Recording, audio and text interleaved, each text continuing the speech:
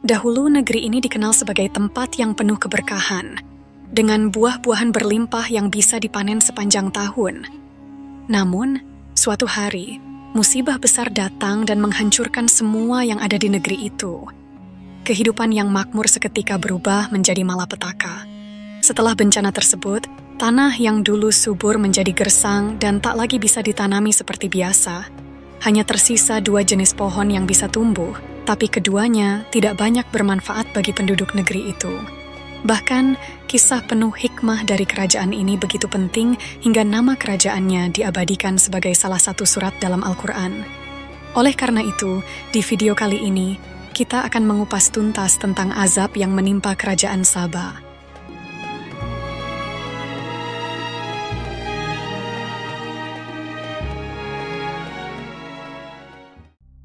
Dikisahkan, raja ini bernama Saba bin Yasjib bin Ya'rib bin Qahtan. Diriwayatkan bahwa ketika surat Saba diturunkan, seorang sahabat bertanya kepada Rasulullah Shallallahu Alaihi Wasallam, "Wahai Rasulullah, apakah Saba itu nama sebuah tempat atau nama seorang wanita?" Rasulullah Shallallahu Alaihi Wasallam menjawab, "Saba bukanlah nama tempat dan juga bukan nama seorang wanita. Saba adalah nama seorang laki-laki." Rasulullah Shallallahu Alaihi Wasallam melanjutkan, dia memiliki 10 anak, 4 diantaranya pergi ke wilayah Yaman, sementara 6 lainnya menuju Syam. Di antara yang pergi ke Yaman adalah Lahem, Yuzam, Khas'an, dan Amila. Sedangkan yang menuju Syam adalah Al-Azdu, Al-Ash'ariyun, Himyar, Mazij, Anmar, dan Kindah. Menurut riwayat dari ahli sejarah, sebelum Balqis bertemu Nabi Sulaiman, dia dan kaumnya menyembah matahari sebagai Tuhan. Namun, setelah pertemuannya dengan Nabi Sulaiman, Balqis memeluk ajarannya dan beriman kepada Allah Subhanahu wa Ta'ala. Setelah Balqis beriman dan meninggalkan penyembahan terhadap matahari, banyak dari kaumnya yang mengikuti langkahnya.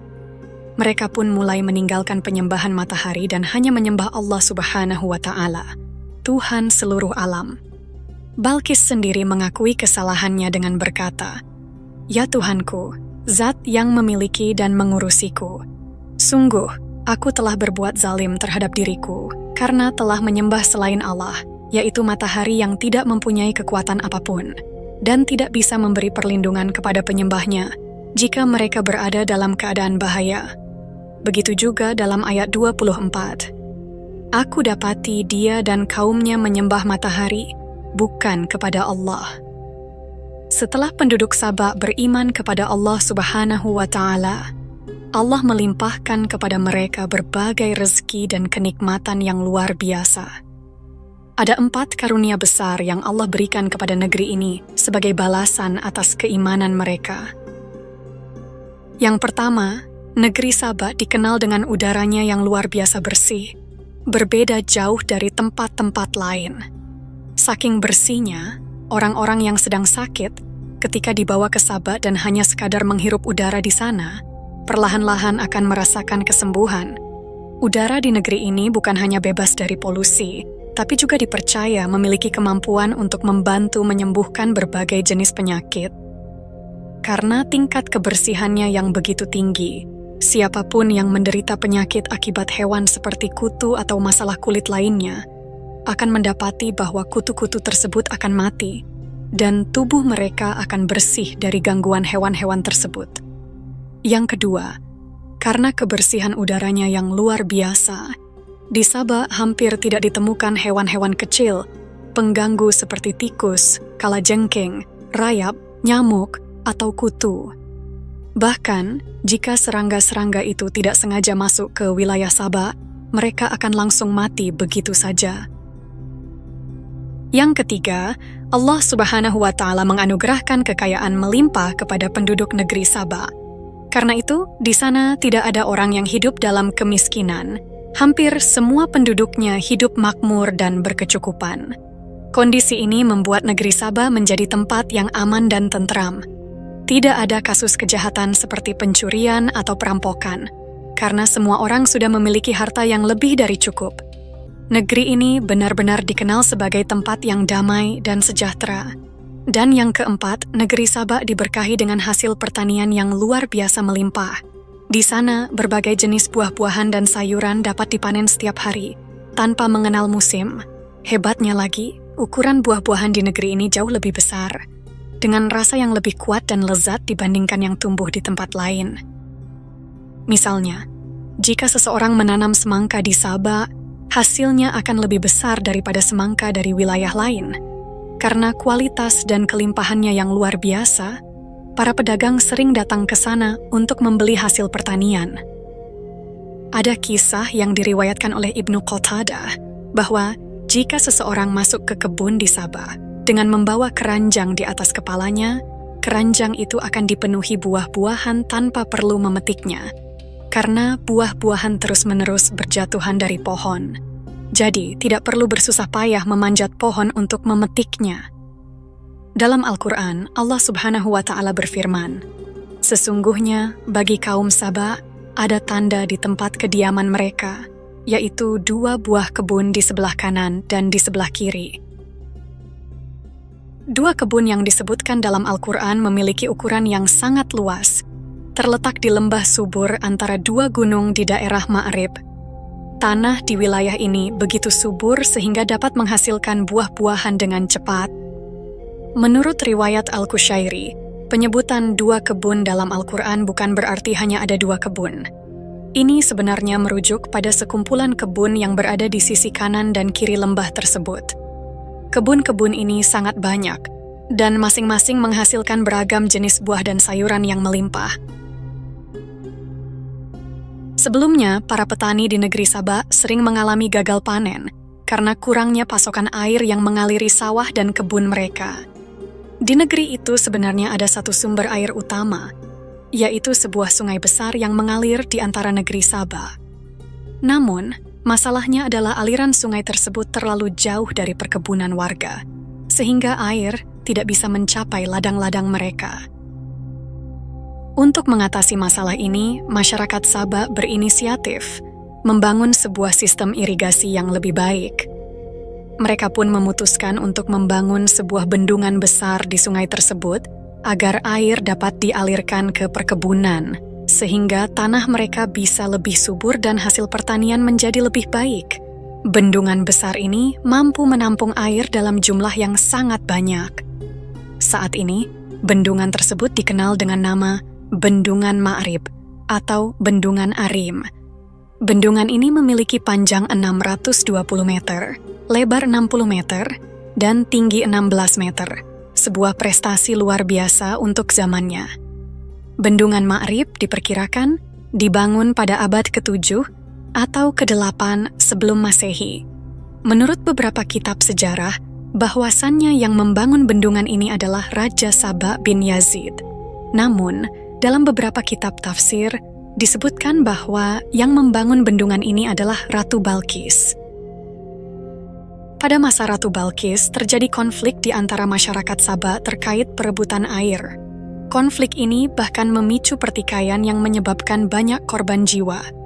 Untuk menghentikan perselisihan tersebut, Ratu Balkis mengambil inisiatif membangun bendungan besar ini, sehingga aliran air dapat tersebar merata ke seluruh negeri Saba, mengakhiri konflik dan membawa kesejahteraan bagi semua warganya. Dari bendungan inilah, seluruh masalah terkait kekurangan air untuk perkebunan dan pertanian di Saba perlahan-lahan teratasi. Kebun-kebun yang dulu kering kini berubah menjadi ladang hijau subur dengan hasil panen yang melimpah. Allah Subhanahu wa Ta'ala berfirman dalam Al-Quran Surat Saba ayat 18, "Dan kami jadikan antara mereka dan negeri-negeri yang kami berkahi beberapa negeri yang berdekatan, dan kami tetapkan antara negeri-negeri itu jarak-jarak perjalanan yang mudah dijangkau kapan saja. Berjalanlah kamu, yakni siapapun yang berada di negeri-negeri itu pada malam dan siang hari dengan aman, tanpa perlu berhenti di padang pasir ataupun menghadapi kesulitan." Menurut salah satu ulama, ayat ini menggambarkan bahwa pada zaman dahulu orang-orang dari negeri Saba sering melakukan perjalanan ke wilayah Syam. Untuk mencapai Syam, hanya ada satu jalan utama yang menghubungkan kedua negeri itu, dan perjalanan tersebut bisa dilakukan dengan aman baik siang maupun malam. Di sepanjang jalan menuju Syam, di kanan dan kiri jalannya, berjajar kebun-kebun buah yang penuh dengan beragam buah-buahan segar. Setiap orang yang melakukan perjalanan, baik siang maupun malam, tidak perlu repot membawa bekal makanan ataupun minuman. Mereka bisa dengan bebas mengambil buah dari kebun-kebun tersebut dan diperbolehkan minum dari aliran air yang mengalir di sekitar kebun-kebun itu. Lebih dari itu, keamanan di sepanjang jalur ini juga terjamin. Mereka yang safar tidak perlu khawatir akan serangan musuh dan tidak perlu merasa cemas akan kelaparan atau kehausan. Allah Subhanahu wa Ta'ala berfirman dalam Al-Quran, menggambarkan tanda kebesarannya bagi kaum Saba. Sungguh, pada kaum Saba benar-benar ada suatu tanda, kebesaran dan kekuasaan Allah di tempat kediaman mereka, yaitu 2 bidang kebun di sebelah kanan dan kiri. Kami berpesan kepada mereka, makanlah rezeki yang dianugerahkan Tuhanmu dan bersyukurlah kepadanya. Negerimu adalah negeri yang baik, sedangkan Tuhanmu, Tuhan yang Maha Pengampun. Quran Surat Saba ayat 15. Keberkahan yang begitu melimpah ini mengingatkan kaum Sabah untuk selalu bersyukur atas rezeki yang diberikan oleh Allah Subhanahu wa Ta'ala. Sebelum Ratu Balkis mengadopsi tauhid dan menyembah hanya kepada satu Tuhan, kaum Sabah sebelumnya menyembah matahari dan bintang. Namun setelah Ratu Balkis menerima risalah Nabi Sulaiman, seluruh rakyatnya pun mengikuti jejaknya. Dengan bersatu, mereka bertaubat dan berkomitmen untuk menyembah Allah Subhanahu wa Ta'ala. Pada saat itu, Allah melimpahkan rezeki yang melimpah kepada kaum Saba, membuat mereka hidup dalam kemakmuran yang luar biasa. Namun, seiring berjalannya waktu, banyak di antara mereka yang mulai terlena dan melupakan bahwa semua kenikmatan dan keberkahan yang mereka nikmati adalah karunia dari Allah Subhanahu wa Ta'ala. Keberkahan yang melimpah ini seharusnya menjadi pengingat bagi mereka untuk selalu bersyukur dan tidak melupakan Sang Pemberi rezeki. Perlahan-lahan, orang-orang dari kaum Saba mulai kembali kepada agama nenek moyang mereka, kembali menyembah matahari dan bintang. Namun Allah Subhanahu wa Ta'ala tidak segera menurunkan azab sebagai pelajaran bagi mereka. Di negeri itu, Allah telah mengutus sebanyak 13 nabi. Tetapi semua nabi tersebut didustakan oleh kaum Saba yang menolak untuk kembali kepada tauhid. Melihat penolakan mereka, Allah Subhanahu wa Ta'ala mulai murka dan memutuskan untuk menurunkan azab kepada kaum Saba. Mereka berpaling dari petunjuknya, sehingga Allah mendatangkan kepada mereka banjir Al-Arim sebagai bentuk hukuman. Sebagaimana disebutkan dalam Al-Quran, Surat Saba, ayat 16. Akan tetapi, mereka berpaling sehingga kami datangkan kepada mereka banjir besar, dan kami ganti kedua kebun mereka dengan 2 kebun yang ditumbuhi buah pahit, pohon asal, dan sedikit pohon sidir. Ada 2 versi mengenai sebab hancurnya bendungan Ma'arib.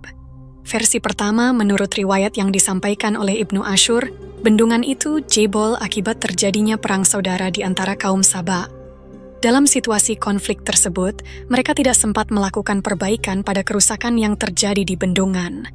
Versi kedua yang juga disampaikan oleh Ibnu Ashur menyebutkan bahwa musuh-musuh kaum Saba merasa iri melihat kemakmuran yang mereka nikmati, sehingga mereka sengaja merusak bendungan tersebut.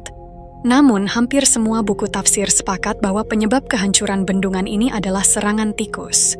Tikus yang dimaksud memiliki ukuran tubuh jauh lebih besar daripada tikus biasa. Bahkan, ukurannya hampir sebesar kucing.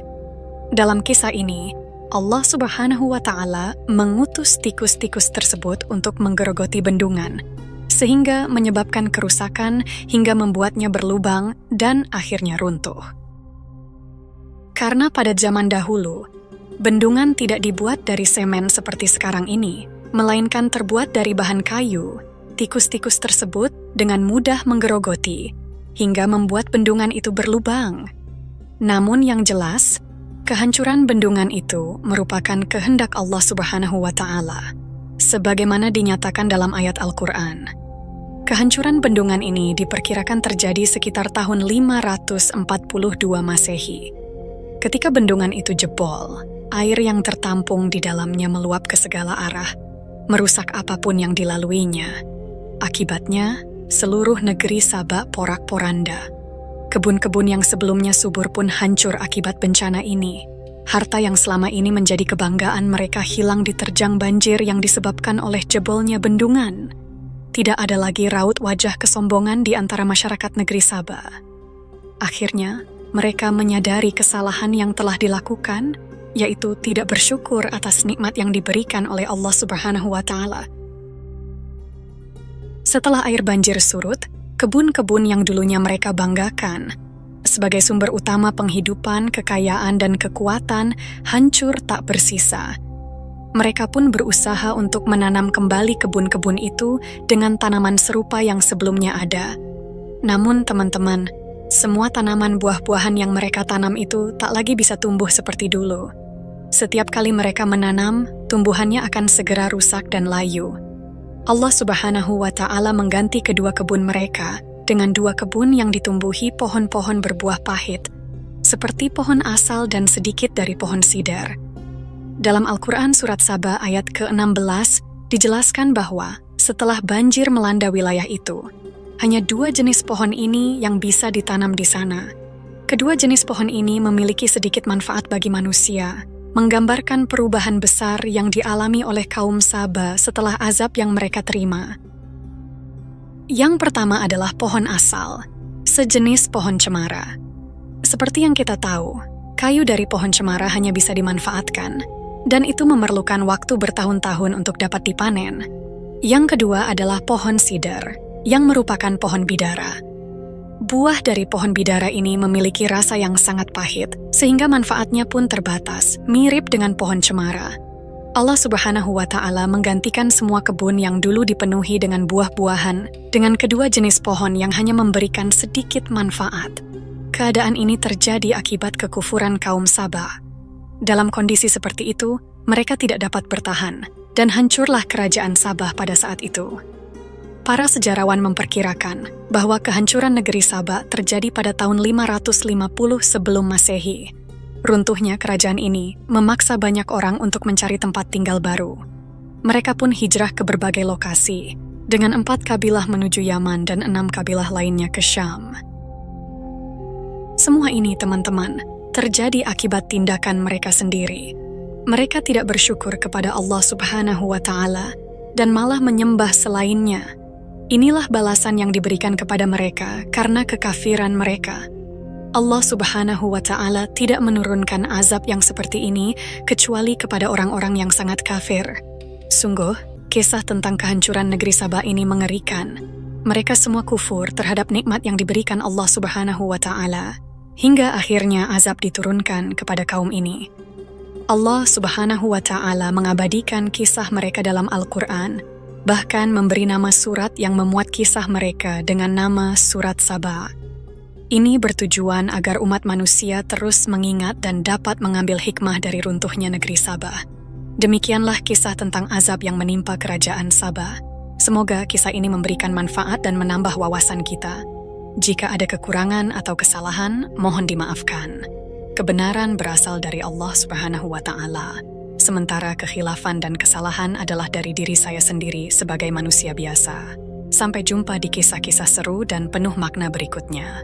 Wassalamualaikum warahmatullahi wabarakatuh.